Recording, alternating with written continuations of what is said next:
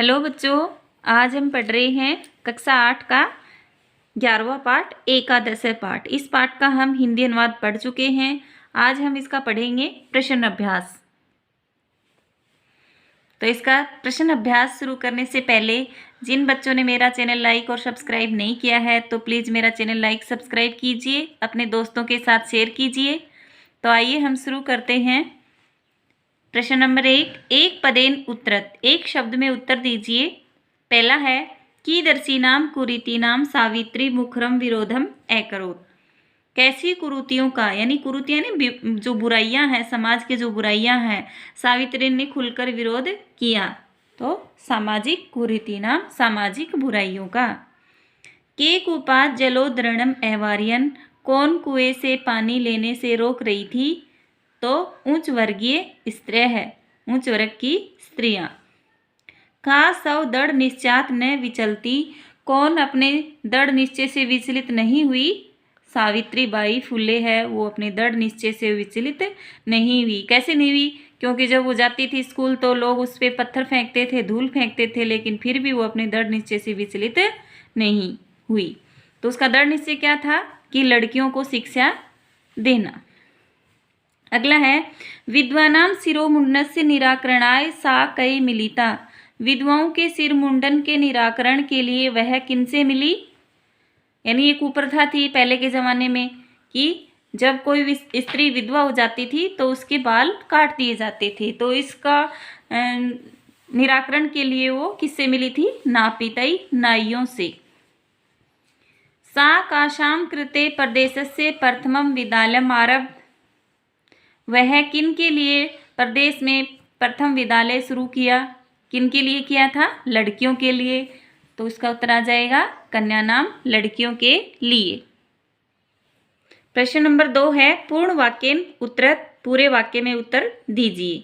यानी 1-2 लाइन में इनके हमें उत्तर देने हैं। तो पहला है किम किम सहमाना सावित्री बाई सव दृढ़ निश्चात न विचलती, क्या क्या सहन करते हुए सावित्री बाई अपने दृढ़ निश्चय से विचलित नहीं हुई। तो इसका मैंने पहले बताया था कि वह दृढ़ निश्चय से विचलित क्यों नहीं हुई, कि लोग उनके ऊपर धूल फेंकते थे, पत्थर फेंकते थे, लेकिन फिर भी वो अपने दृढ़ निश्चय से विचलित नहीं हुई। तो इसका उत्तर होगा मार्गे कश्चित तस्याः ऊपरी धूलिम कश्चित च प्रस्तरखंडान इक्षपति परम सर्व इदम सहमाना सावित्री बाई सव दृढ़ निश्चात न विचलती। जहाँ हमारा चैप्टर शुरू होता है उसके दूसरे तीसरे लाइन में इसका उत्तर है। अगला है सावित्री बाई फुले महोदयाया पित्रो नाम की मासी, सावित्री बाई फुले जो महोदय हैं उनके माता पिता का नाम क्या है? पित्रो, ये द्विवचन है तो माता और पिता। क्या नाम था उनका? तो माता का नाम तो लक्ष्मीबाई था और पिता का नाम खंडोजी था। तो इसका संस्कृत में लिखेंगे उत्तर सावित्री बाई फुले महोदयाया मातु नाम लक्ष्मीबाई पितुश्च नाम खंडोजी आसीत्। अगला है विवाह अंतरम अपि सावित्र्या मनसि अध्ययन अभिलाषाः कथम उत्साहं प्राप्तवती, विवाह के बाद भी सावित्री के मन में जो पढ़ने की जो इच्छा है वो उत्साह को कैसे प्राप्त हुई? तो कैसे हुई थी? क्योंकि जो उसके पति थे वो स्त्री शिक्षा के प्रबल समर्थक थे, इसलिए पढ़ने की इच्छा, अभिलाषा है, उत्साह को प्राप्त हुई। तो संस्कृत में लिखेंगे यतो ही सावित्र्या पति ही स्त्री शिक्षायाः प्रबलः समर्थकः आसीत् अतः तस्या मनसि अध्ययन अभिलाषा उत्साहं प्राप्तवती। अगला है जलम पातुम निवार्यमाणः नारी ही सा कुत्र नीतवती किम च अकथयत्, जल पीने के लिए, निवारण के लिए वह उन स्त्रियों को कहाँ ले गई और क्या बोली? तो वो अपने घर ले गई थी और तालाब दिखाकर बोली थी कि जितना पानी चाहिए ले जाओ, इसमें पानी ग्रहण करने में कोई जाति का बंधन नहीं है। तो संस्कृत में इसका उत्तर हम लिखेंगे जलम पातु निवार्यमाणा नार्ये सा निज गृहं नीतवती तडागम दर्शित्वा च सा अकथयत् यत् यथेष्टं जलम नयत् सार्वजनिको अयं तडागः अस्मात् जल ग्रहणे न अस्ति जाति बंधनम। यानी जब वो स्त्रियों को देखा कि भाई किस प्रकार इनकी तिरस्कार हो रहा है, तो वो अपने घर ले गई और पानी तालाब दिखा के बोली कि जितना पानी चाहिए वो ले जा सकती हो। अगला है कासाम संस्थानाम स्थापनायाम फुले दंपत्यो अवदानम महत्वपूर्णम। किस संस्था की स्थापना में फुले दंपत्ति का योगदान महत्वपूर्ण है? तो उन्होंने कौन कौन सी संस्थाओं की स्थापना की थी? एक तो महिला सेवा मंडल और दूसरी की थी शिशु हत्या प्रतिबंधक गृह। तो संस्कृत में उत्तर लिखेंगे महिला सेवा मंडल, शिशु हत्या प्रतिबंधक गृह इत्यादीनां संस्थानां स्थापनायां फुले दंपत्योः अवदानं महत्वपूर्णम् अस्ति। नेक्स्ट क्वेश्चन है सत्यशोधक मंडलस्य उद्देश्यम किम आसीत्? सत्यशोधक मंडल जो मंडल था उसका क्या उद्देश्य था? उसका उद्देश्य था जो उत्पीड़ित लोग समुदाय के जो लोग हैं, यानी जो सताए गए समुदाय के जो लोग हैं, उनको अपने अधिकारों के प्रति जागृत करना। तो इसका उत्तर हम लिखेंगे सत्यशोधक मंडलस्य उद्देश्यम उत्पीड़ितानां समुदायानां स्व अधिकारान् प्रति जागरणम आसीत्। अगला है तस्या द्वयो काव्य संकलनों नामनी के उनके द्वारा दो जो काव्य लिखे गए हैं वो कौन से हैं? तो काव्य फुले और दूसरा सुबोध रत्नाकर। तो इसका पूरा उत्तर हम लिखेंगे तस्या काव्य फुले सुबोध रत्नाकर च इति काव्य द्वयम अस्ति। प्रश्न नंबर 3 है रेखांकित पदानि अधिकृत्य प्रश्न निर्माण कुरुते। रेखांकित प्रश्नों जो शब्द हैं उनके नीचे जो रेखा खींची हुई उनको आधार बनाइए और प्रश्न बनाइए। तो पहला है सावित्रीबाई कन्याभिः स विनोदम आलपन्ति अध्यापने संलग्ना भवति सम। कन्याभिः यानी ये तृतीय विभक्ति का बहुवचन है स्त्रीलिंग में, तो हम क्या लिखेंगे? किम शब्द में तृतीय विभक्ति बहुवचन लगा देंगे स्त्रीलिंग में, तो क्या हो जाएगा? काभी। तो इसकी जगह आएगा काभी, बाकी ये ज्यों का त्यों रहेगा और आगे प्रश्नवाचक चिन्ह लग जाएगा। अगला है सा महाराष्ट्र से प्रथमा महिला शिक्षित आसीत। तो हमें जिस शब्द के नीचे रेखा खींची हुई है उसको आधार बनाना है। तो यहाँ महाराष्ट्र से है, तो ये क्या है? षष्ठी विभक्ति का एक वचन है, तो हम यहाँ लगा देंगे नपुंसक लिंग में कस्य। षष्ठी विभक्ति एक वचन किम में कस्य होता है, बाकी ये ज्यों का त्यों रहेगा। अगला है सा सौ पतिना सह कन्यानां कृते प्रदेशस्य प्रथमं विद्यालयम् आरब्ध। तो कन्यानाम क्या है? स्त्रीलिंग है और षष्ठी विभक्ति का बहुवचन है, तो किम शब्द में क्या हो जाएगा? कासाम। अगला है तया मनुष्याणां समानतायाः स्वतंत्रतायाश्च पक्षः सर्वदा समर्थितः। तो मनुष्याणाम, तो हमें इसको आधार बनाना है। ये क्या है? पुल्लिंग में षष्ठी विभक्ति का बहुवचन है ये, तो क्या हो जाएगा? केसाम।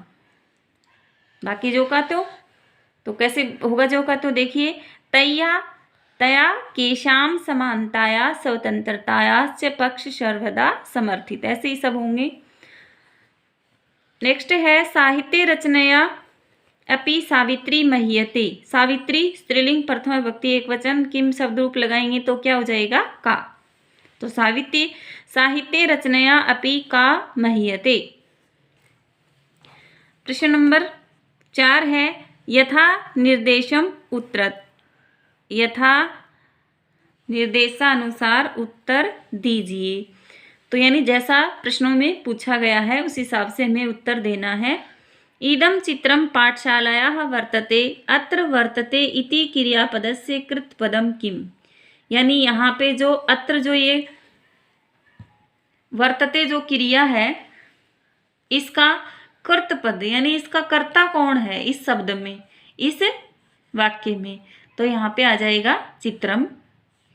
तस्या स्वकीयम अध्ययन अपि सह एव प्रचलति अस्मिन् वाक्ये विशेष्य पदम किम।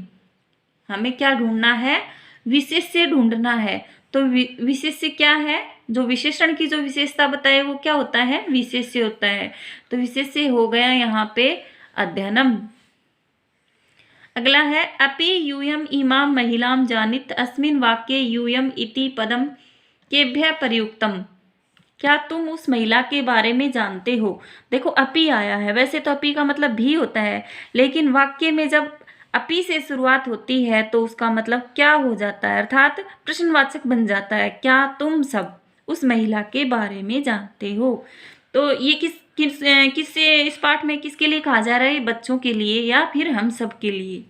तो यूयम का मतलब क्या हुआ, छात्रेभ्य या अस्मभ्य, या मतलब छात्रेभ्य छात्रों के लिए या फिर हम सभी के लिए। सा ताः स्त्रियः निज गृहं नीतवती, वह उन स्त्रियों को अपने घर ले गई। अस्मिन् वाक्ये सा इति सर्वनाम पदम कस्यै प्रयुक्तम।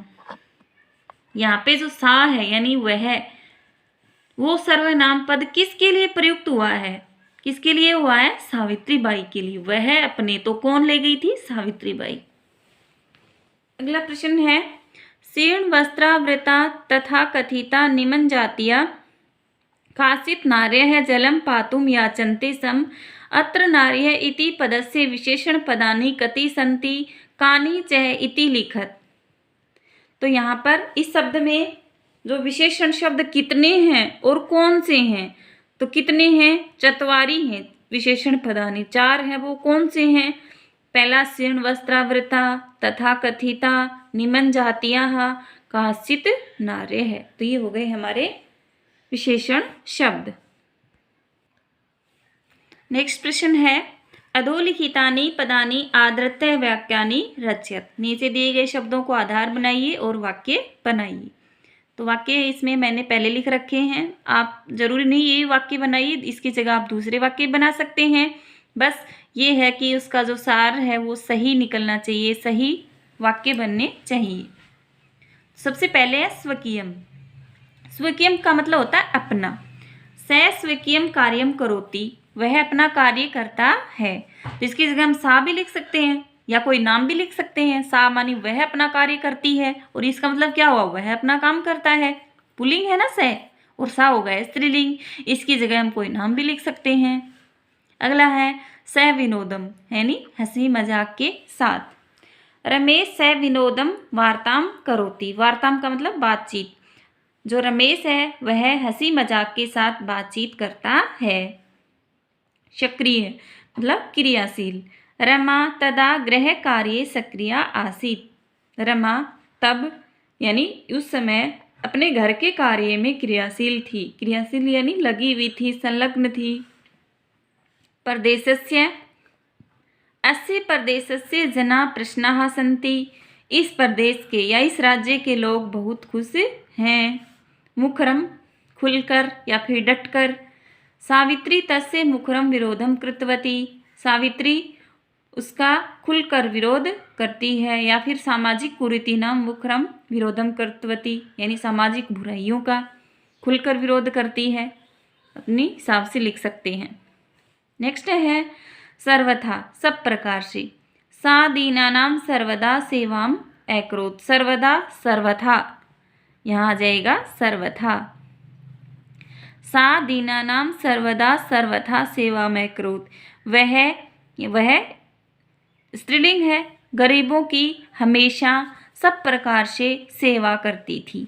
सर्वदा हमेशा और सर्वथा सब प्रकार से, मतलब जितना उससे बन सके। प्रश्न नंबर 6 है, अधोलिखितानि पदानि आधृत्य वाक्यानि रचयत। नीचे दिए गए शब्दों से भी हमें वाक्य ही बनाने, ऊपर वाला ही है। जैसे ऊपरी यानी ऊपर, वृक्ष से ऊपरी कपोता सन्ति, वृक्ष के ऊपर कबूतर हैं। कपोता है यानी कबूतर। आदानम देना, स नित्यम धनस्य आदानम करोति, वह हमेशा धन को देता है। परकीयम दूसरे का। इदम धनम परकीयम अस्ति, यह धन दूसरे का है। विषमता असमानता, अधुना समाजे विषमता दर्श्यते, आजकल समाज में असमानता दिखाई देती है। व्यक्तिगतम स्वयं का। इदम मम व्यक्तिगतम कार्यम अस्ति, यह मेरा स्वयं का कार्य है। आरोह चढ़ना, धावकः पर्वते आरोहति, जो धावक है यानी जो दौड़ने वाला है वो पर्वत पर चढ़ता है। अगला है अधोलिखित पदानाम समानार्थक पदानी पाठात चित्वा लिखत। समानार्थक शब्द चुनकर हमें लिखने हैं, यानी पर्यायवाची। तो शिक्षणे, शिक्षण का समानार्थी इसमें से ढूंढना है तो अध्यापने। पथि, रास्ते में, तो मार्गे, ये भी रास्ते में। हृदय, मन में, और मनसी, मन में। इच्छानुसारम, अपनी इच्छानुसार, और यथेष्टम भी अपनी इच्छानुसार। योगदानम का मतलब योगदान, और अवदानम का मतलब भी योगदान। निरंतरम हमेशा, और अविरतम भी हमेशा या फिर लगातार। अधोलिखितानां पदानां लिंग विभक्ति वचनम च लिखत। इस प्रश्न में हमें नीचे दिए जो शब्द दिए गए हैं इसमें हमें लिंग, विभक्ति और वचन लिखने हैं। तो सबसे पहले धूलिम। धूलिम में स्त्रीलिंग है, द्वितीय विभक्ति है, एक वचन है। नामनी, नामनी में नपुंसक लिंग है, सप्तमी विभक्ति है, एक वचन है। अप्रय है, पुल्लिंग है, प्रथमा विभक्ति है, एक वचन है। कन्या नाम में स्त्रीलिंग है, षष्ठी विभक्ति है, बहुवचन है। सहभागिता स्त्रीलिंग है, द्वितीय विभक्ति है, एक वचन है। नापितई पुल्लिंग है, तृतीय विभक्ति है, और वचन बहुवचन है। प्रश्न नंबर 7 में ही दूसरा आ, उदाहरण अनुसरते निर्देशानुसारम लकार परिवर्तनम कुरुते। उदाहरण के अनुसार हमें लकार बदलने हैं, तो उदाहरण क्या दे रखा है? सा शिक्षिका अस्ति, वह अध्यापिका है। अब इस वाक्य को हमें बदलना है, किसमें? लंग लकार में बदलना है। तो क्या है? सा शिक्षिका आसीत, वह अध्यापिका थी। यानी क्या बदला है यहाँ पे? केवल लकार बदला है। अस्ति है और आसीत थी। पहला है सा अध्यापने संलग्ना भवती, लृट लकार में इसको बदलना है। वह अध्यापन के कार्य में लगी होती है और लगी रहेगी, लृट लकार में। तो भवती हमें पहले ये पहचानना है कि धातु है वो कौन से लकार पुरुष और वचन में है, उसी के अनुसार हम बदलेंगे। तो भवती जो है वो लट लकार है, प्रथम पुरुष है, एक वचन है। तो हमें लृट लकार में प्रथम पुरुष का एक वचन ही लेना है। तो क्या होगा? भविष्यति। यानी इसको हमें ये देखना है कौन सा पुरुष और वचन है, उससे उसी में हम अगले को बदलेंगे। तो हो जाएगा इसका वह अध्यापन कार्य में लगी होगी, भविष्यति। ये जो का त्यों रहेगा, इनमें कोई बदलाव नहीं होगा, केवल लकार में बदलाव होगा। स त्रयोदश वर्ष कल्प अस्ति, वह 13 साल का है। तो वह 13 साल का था, लंग लकार। अस्ति प्रथम पुरुष एक वचन है, लंग लकार में प्रथम पुरुष एक वचन हो जाएगा आसीत, था। महिला तड़ागात जलम नयंती, नयंती प्रथम पुरुष का बहुवचन है, तो लोट लकार में प्रथम पुरुष बहुवचन में क्या हो जाएगा? नयंतु। महिला तड़ागात जलम नयंतु। अगला है वयम प्रतिदिनम पाठम पठामः, हम सब हमेशा पाठ पढ़ते हैं। विधिलिंग में बदलना है, हमें हमेशा पाठ पढ़ना चाहिए। तो पठामः क्या है? उत्तम पुरुष का बहुवचन है, तो उत्तम पुरुष बहुवचन विधिलिंग में क्या होगा? पठेम। अगला है यूयम किम विद्यालयम गच्छत, तुम सब किस विद्यालय में जाते हो? लिट लकार में बदलना है, जाओगे। तो गच्छत क्या है? मध्यम पुरुष का बहुवचन है, मध्यम पुरुष का बहुवचन है, तो इसको हम गमिष्यत, लिट लकार में मध्यम पुरुष बहुवचन। अगला है ते बालकाः विद्यालयात् गृहं गच्छन्ति, वे सब बच्चे विद्यालय से घर जाते हैं। लंग लकार में बदलना है इसको, तो वे सब बच्चे विद्यालय से घर जाते थे। गच्छन्ति प्रथम पुरुष का बहुवचन है, और अगच्छन क्या है? प्रथम लंग लकार में प्रथम पुरुष का बहुवचन। तो इसी के अनुसार हमें ये वाक्य बदलने हैं। मैं आशा करती हूँ आप सबको सभी को समझ में आया होगा। तो जिन बच्चों ने अभी तक मेरा चैनल लाइक और सब्सक्राइब नहीं किया है, तो प्लीज़ मेरा चैनल लाइक और सब्सक्राइब कीजिए, अपने दोस्तों के साथ शेयर कीजिए, और ताकि जो वीडियो हम आपके लिए बनाती रहूं और आप देखते रहें, पढ़ते रहें। इसी के साथ जय हिंद, जय भारत।